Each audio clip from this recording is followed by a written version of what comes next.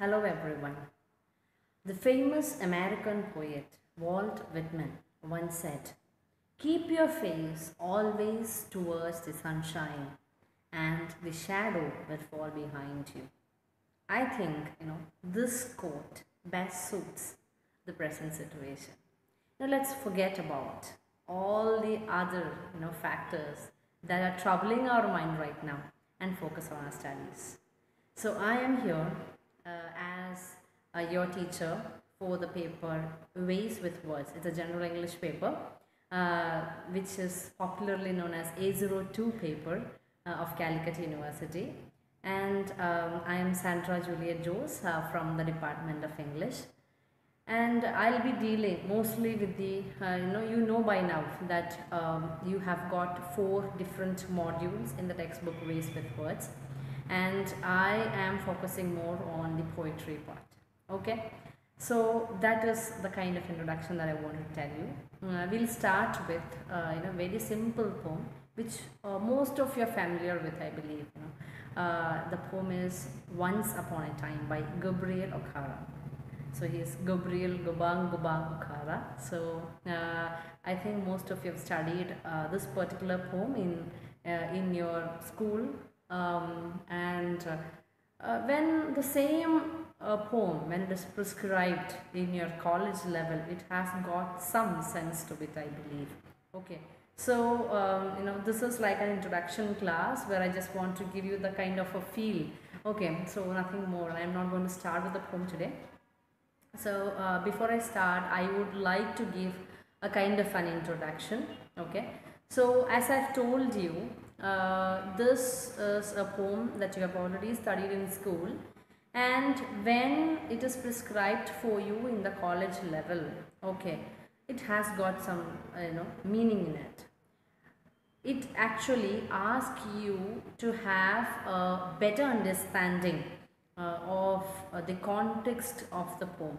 Okay, so that is what we are trying to understand in this particular video. Why exactly the same poem which is in fact given for your in your school, it is given in your college also. So that is what we are trying to see in this particular session. Okay, so literature, as the famous statement, poetry, it's a criticism of life. It is said by Matthew Arnold, a very famous poet and critic from Britain in the 19th century, who lived in the 19th century. So he said literature is a criticism of life. So likewise, when poems like this, it is introduced to you, it has got some meaning. Okay, it is a criticism of life. It is a slice of life around us, So, for that better understanding of life, we are in fact compelled to study literature.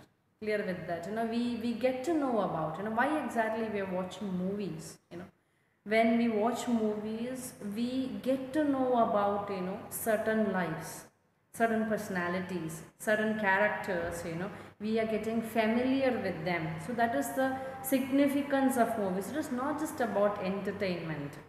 Okay, then it should be like only those movies that can offer entertainment that should be produced. That is not the case. We make all types of movies. Why? Because it is dealing with the lives of people.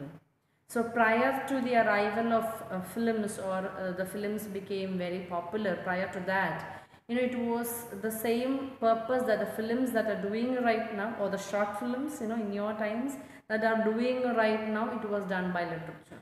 So that is the greatness of literature. So if you want to understand the thoughts and the lives of the people, and who lived almost a century back, or even before that, the best thing is like try to understand and read the literature of the time. Clear with that? So that is the significance of literature. And why, book that you have already studied, it has been prescribed, because it is in fact trying to give you more interpretations of the text, more interpretations to that particular text, or you can say the poem, because you are like into college. Okay, the school time it is over, and you are like, soon to be or already 18 years old and mature citizens of the country, who can take decisions, and that is why the government of India has given you the right to vote. Okay, so this particular time it is necessary that we should understand about the different possibilities that are there around us, the different understanding and different things that you have to understand. Or you can say that it is not one linear monolithic way of interpretation that is available. Clear with that? ഒരൊറ്റ വഴിയിൽ മാത്രമല്ല നമുക്ക് ചിന്തിക്കാൻ പറ്റും. There are so many possibilities that are there around us. ഒരുപാട് വഴികൾ, ഒരുപാട് ചിന്തിക്കാനുള്ള വഴികളുണ്ട്. ഒരുപാട് വഴികളിലൂടെ ചിന്തിക്കാൻ പറ്റും ഒരേ ഒരു കാര്യം തന്നെ. Clear with that? So that is why you can say that even though it is like a familiar poem, it is introduced to you for one more time. Okay, and here I would like to bring your attention to the particular concept in literature which we call as, or you can say literary theory, which we call as post-colonialism. Okay, that is what I am trying to tell you in this particular session. I don't want to get into the details of the theory. Rather, I'll make it in as simple as possible for a general English classroom, and that to the BA or BSc BCom first year students. I know that limitations to explain the concept, but still I just want to introduce the concept. Clear with that? So after 1970s, they developed a concept called post-colonialism. Post-colonialism after colonialism. So what exactly is colonialism? Colonialism was a set of countries, they used to rule or almost all the other small different countries around the world.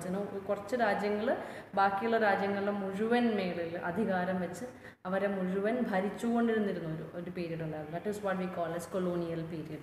Clear with that?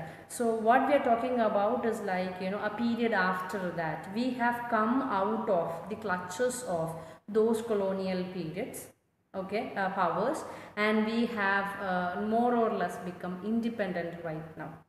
So what is the problem with this kind of independence? We are still part of what? That colonial thought process. Politically we might be independent, but not intellectually. So that is why at times we feel like everything that is best happens in the West. Okay, West എന്ന് പറഞ്ഞാൽ യൂറോപ്പും അമേരിക്കയും ഉൾപ്പെടുന്നതാണ് west. The West includes both Europe and America. So everything that happens over there, അതാണ് ഇപ്പോഴും എന്താണ്, for we Indians, they are the best. Why? ഈ ചിന്താഗതി, if you think in this way, this is a colonial, it is you can say the aftermath of the very same colonial period. Clear with that? Our colonial chindagadi, it is still with us, that is why we are thinking it that way. So the first thing, if somebody is speaking in English, you're getting it, they are like, they are like elites, or they are like, they are like intellectuals. No, that is not the case. Adumendana, it is in fact, the aftermath of the same colonialism. Clear with that? Adana, that is what is in fact discussed by post-colonialism or post-colonialists. Clear with that? So this is how we are trying to interpret it. Is in this particular line, why exactly we give a kind of reverence, vallathuru bahumanamanu, to those people from Europe, or those people who speaks English, or you can say those people from America, anything that is from that particular region, anybody from that particular region, avarkku revered aanu. We have to respect them. This is the thought that we have in our mind. ഇങ്ങനെ ചിന്തിക്കുന്ന എന്തുകൊണ്ടാണ്? Why exactly we are thinking in this way? Because ഇതൊക്കെ സെറ്റാണ്, ഒരു colonial എഡ്യൂക്കേഷൻ്റെ ബാക്കി പത്രമാണ്. Clear with that? Clear with that? So our education system, till now it has not come out of what? This particular colonial setup, mindset. Okay.